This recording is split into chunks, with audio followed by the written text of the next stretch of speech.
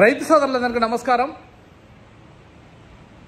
Negative కామెంట్లు ఎన్నొచ్చినాయని అదేం నాకేం బాధ లేదు, దాని గురించి ఏం కాదు. మామూలుగా కొందరు నచ్చిన వాళ్ళు అందరికీ నచ్చాలనేమి ఉండదు కొంతమందికి. అందుకని చెప్తాను, తెలివైన రైతులకు కాదు వీడియోలు, అతి తెలివైన రైతులకు అసలే కాదు. కొంచెం ఎవరికైనా తెలిసి తెలియక వాళ్ళకు మాత్రమే నా వీడియోలు చేరుకోవాలని కోరుకుంటున్నా. ఈరోజు పులివెందుల మార్కెట్కు 75 టన్నులు 23,000 రూపాయలు వేసినారు. ఇంకో కామెంట్ వచ్చింది, 10 టన్నులకు 200 కేజీలు ఎందుకు తీసుకుంటారు పులివెందులలో అయినా అనంతపురంలో అయినా కూడా. 10 టన్నులకు 200 కేజీలు ఎందుకు తీసుకుంటారంటే, ఖచ్చితంగా అంటే ఏ మార్కెట్ కన్నా పోండి మీకు ఆమెన తక్కువ వస్తాయి కాయలు. సపోజు 10 టన్నుల 200 కేజీలు మీరు తీసుకోకపోతే వాళ్ళు ముగ్గు వేయడం కానీ అట్లా ఇట్లాగా ఎక్కడైనా కానీ కొన్ని కాయలు మిస్ కావడం కానీ 10 టన్నులకే కాయలు రావడం జరుగుతుంది.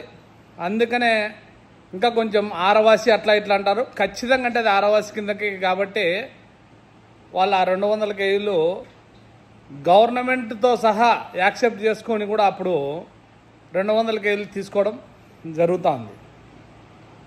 ఇది ఇప్పుడు కామెంట్ వచ్చింది. 10% కమిషన్ తీసుకుంటున్నారు అని కూడా అతనే కామెంట్ పెట్టినాడు. 10% కమిషన్ ఇక్కడే కాదు, తమిళనాడులో, బెంగళూరులో ప్రతి ఒక్క సాటి ఉంది. వ్యాపారస్తులు అయితే మాట్లాడుకొని మీకు డైలీ తోలుతాము అది ఇది అని చెప్పి 8%కు, ఇంకా ఎవరికన్నా కానీ 6%కు తోలుకునే పరిస్థితి ఉంటుంది. ఇది మటుకు కంపల్సరీ ఎక్కడైనా జరుగుతుంది. అనంతపురంలో మీకు కూడా తెలుసు కదా, ఈ 10% కమిషన్ తీసుకోకుండా కలెక్టర్ల దగ్గరికి ఆడికి ఇడికి పోయి కొంచెం అప్పుడు ధర్నాలు జరిగినాయి, మీకు గుర్తుందో లేదో. ఇంకా అనంతపురం విషయానికి వస్తే కన్నా దగ్గర 1100 నుంచి 1200 టన్నులు అంట శనగకాయలు. టాపు 25,000 వేయడం జరిగింది. ఇంకా ఢిల్లీ మార్కెట్ 60 ట్రక్కులు, పెద్ద 60 ట్రక్కులు శనగకాయలు పోవడం జరిగింది. ఇంకా రేటు వివరాలన్నీ ఇక్కడే మీకు లిస్టులో పెడతానా చూసుకోండి.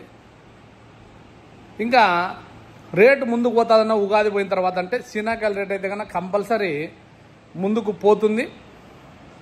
ఎండలు వచ్చే కొద్దీ గ్యారెంటీ కంటే మూమెంట్ ఉంటుందనే నాకు అనిపిస్తుంది. మళ్ళీ వానలు ఎక్కువయ్యి వడగంలు వచ్చి అట్లాంటి మాత్రం మనం ఎవరము చెప్పలేం. ప్రతి ఒక్కరూ ముందుకు పోవాలనే ఆశించి రేపు మళ్ళీ కలుసుకుందాం. Bye friends.